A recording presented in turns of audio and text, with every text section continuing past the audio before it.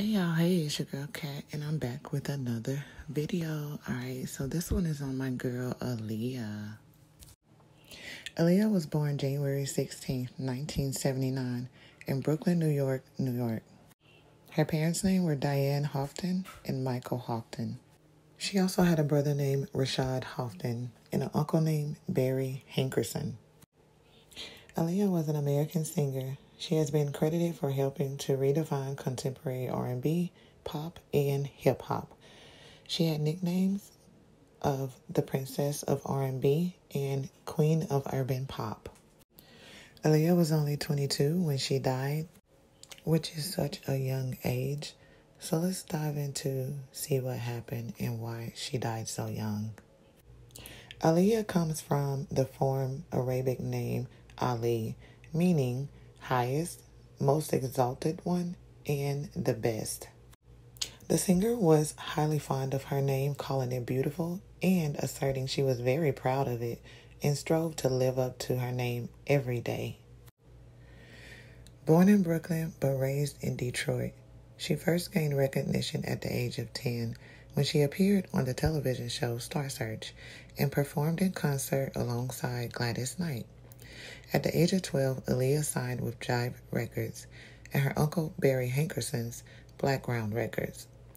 Hankerson was the one who introduced her to R. Kelly, who became her mentor as well as lead songwriter and producer of her debut album, Age Ain't Nothing But a Number. The album sold 3 million copies in the United States and was certified double platinum by the Recording Industry Association of America, RIAA. Aaliyah's mother enrolled her in voice lessons at an early age. She started performing in weddings, church choir, and charity events. When Aaliyah was 5 years old, her family moved to Detroit, Michigan, where she was raised along with her older brother, Rashad. She attended a Catholic school, Jesu Elementary, where in first grade she was cast in the stage play Annie, which inspired her to become an entertainer. In Detroit, her father began working in the warehouse business, where her mother stayed home and raised Aaliyah and her brother. Aaliyah's mom was a vocalist, and her uncle, Barry Hankerson, was an entertainment lawyer who had been married to Gladys Knight. As a child, Aaliyah traveled with Knight and worked with an agent in New York to audition for commercials and television programs, including Family Matters. She went on to appear on Star Search at the age of 10. Now, although Aaliyah was pursuing a career in singing and entertainment, she still loved school and she maintained a perfect 4.0 grade point average. Her thought was, even though she wanted to strive and be the best in entertainment, she still wanted to have something to fall back on so that, just in case anything happened or if she needed to go into a teaching career. It also stated that she would have probably became a music teacher or opened a school to teach drama. Aaliyah's debut single, Back and Forth, peaked at number 5 on the Hot 100 and topped the Hot R&B Hip-Hop Songs chart for 3 weeks. 2 or more singles charted. A cover of the Isley Brothers' At Your Best, You Are Love, peaked at number 6 on the Billboard Hot 100, and the album's title track, Age Ain't Nothing But a Number, peaked at number 75. After allegations of an illegal marriage to R. Kelly, in 1996, Aaliyah left Jive Records and signed with Atlantic Records, where she worked with producers Timbaland and Missy Elliott, who contributed to her second studio album, 1 in a Million. In 1997, Aaliyah graduated with a 4.0 GPA from Detroit High School for the Fine and Performing Arts, where she majored in drama. That same year, Aaliyah began her acting career. She played herself in the police drama television series New York Undercover. During this time, Aaliyah participated in the Children's Benefit Concert, a charity concert that took place at the Beacon Theater in New York. Aaliyah also became the spokesperson for Tommy Hilfiger Corporation.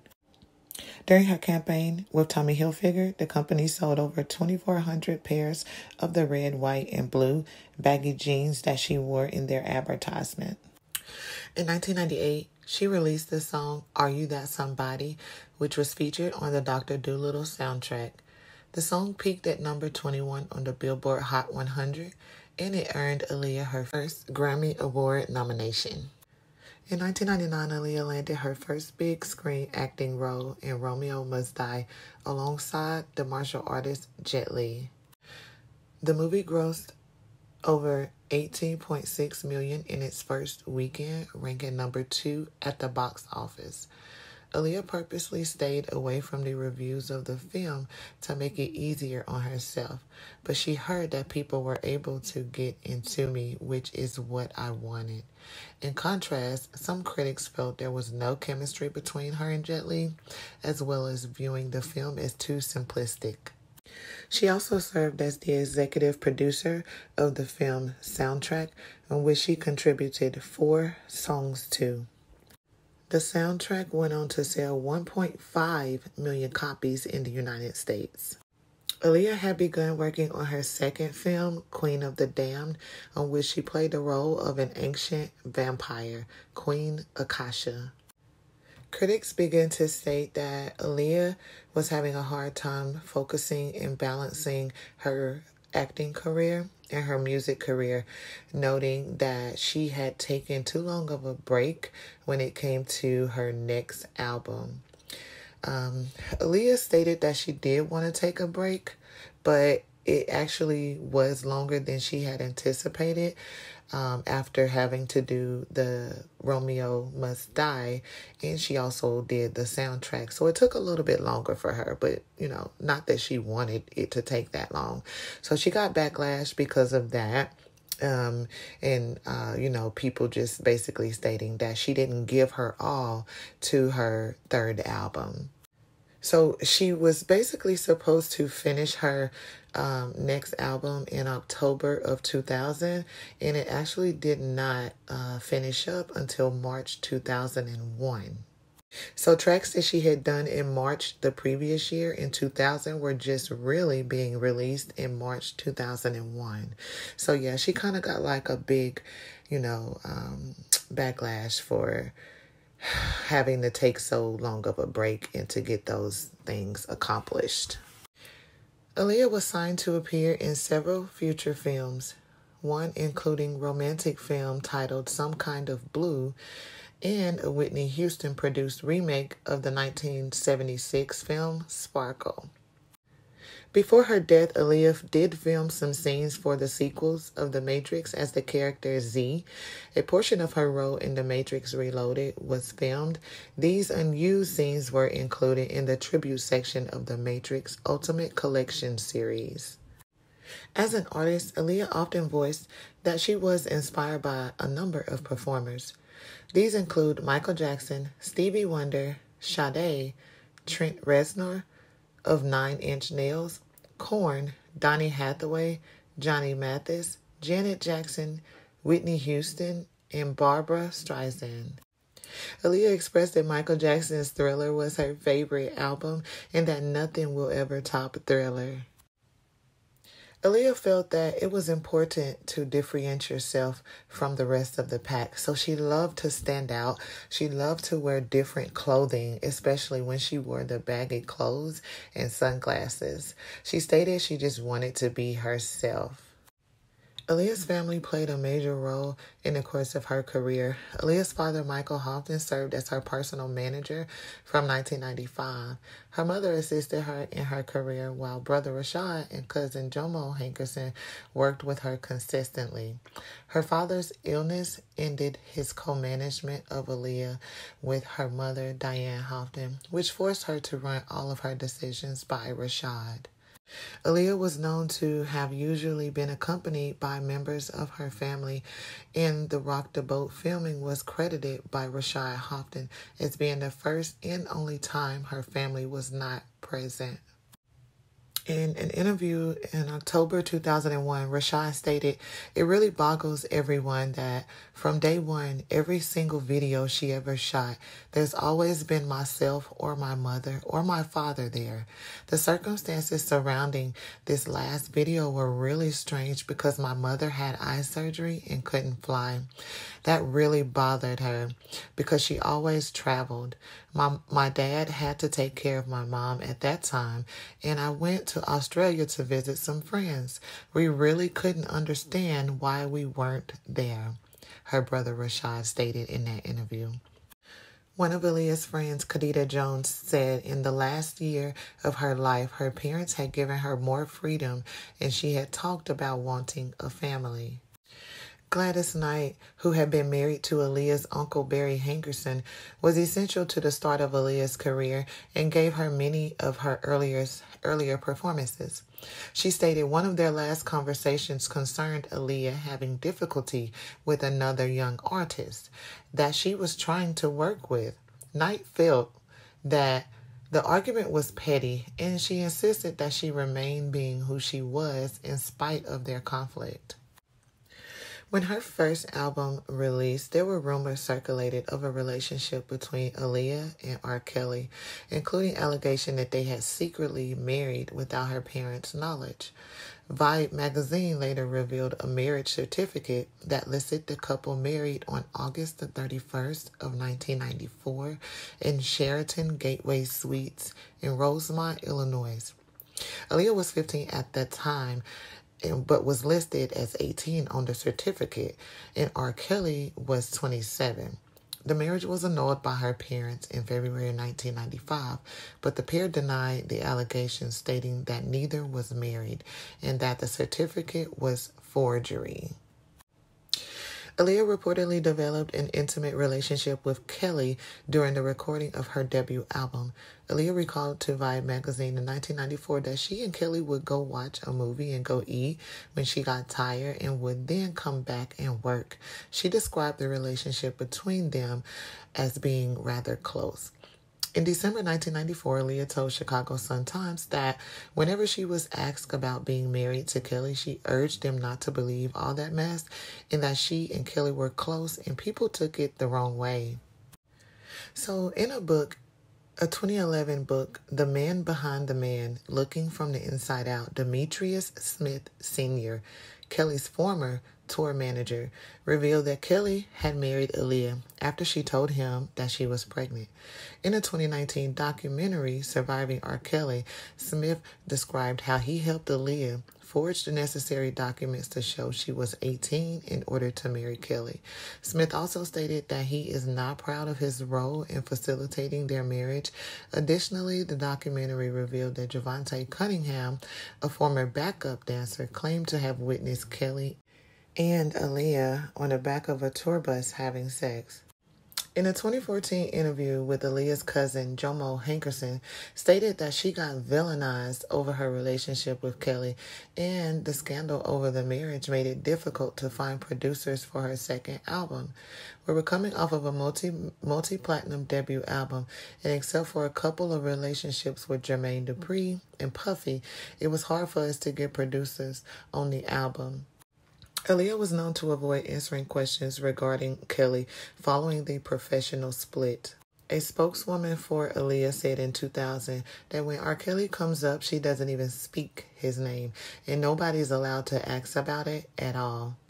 Kelly later commented that Aaliyah had opportunities to address the pair's relationship after they separated professionally, but chose not to. In 2019, Damon Dash revealed to Hip Hop Motivation that Aaliyah did not even speak of her relationship with Kelly in private. He tried multiple times to discuss it with her, but she would only say that Kelly was a bad man. Dash said he was unable to watch Surviving R. Kelly because its interviews with visibly traumatized girls struggling to discuss their encounters with R. Kelly reminded him of how Aaliyah behaved when trying to recount her relationship with R. Kelly.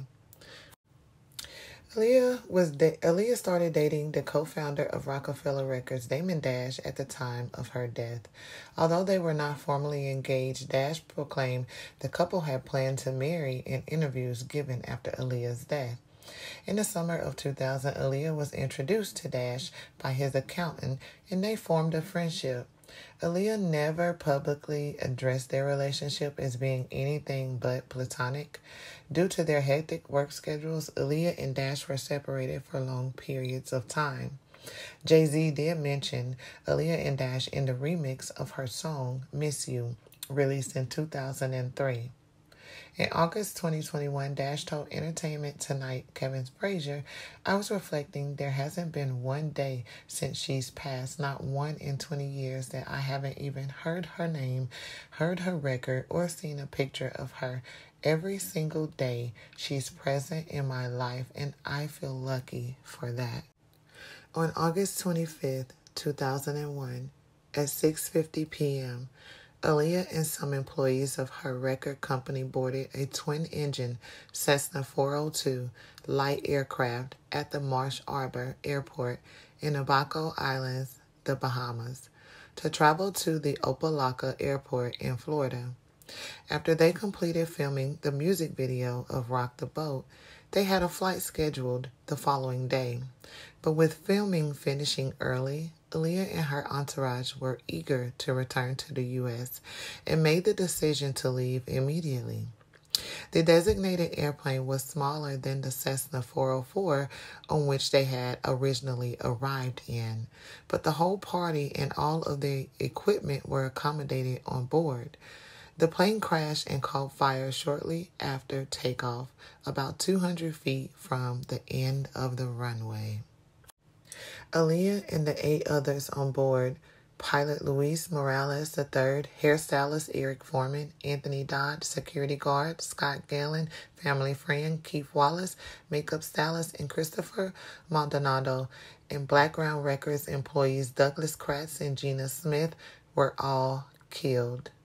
It was said that they were impatient because the Cessna was supposed to arrive at 4:30 p.m., but did not arrive until 6:15 p.m., and also stated that the passengers were arguing with the pilot, Luis Morales III, prior to takeoff, adding that Morales warned them that there was too much weight for a safe flight.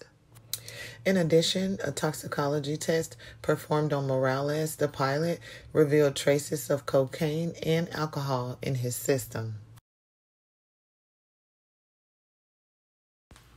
So guys, what are your thoughts on Aaliyah? I don't know if you all were, listening to her music back then when she was alive, or even to this day, I still listen to it. What are your thoughts on her life? I feel like she had a pretty good life until it came about, the problems with R. Kelly and stuff like that. Other than that, I feel like she had a pretty good life at such a young age. I just hate that it had to end so early at the age of 22. That is so young. I can't fathom it. Knowing anyone, I'm just thankful and grateful that, I did make it past that age, because people aren't making it past that age. But let me know what you guys think in the comments below. Please do not forget to like and subscribe. Hit that notification bell so that you'll be notified the very next time I upload another video. Alright guys, thank you so much for watching and staying tuned. I really appreciate it. I hope you guys have a wonderful day, and I'll catch you on the next one. Peace.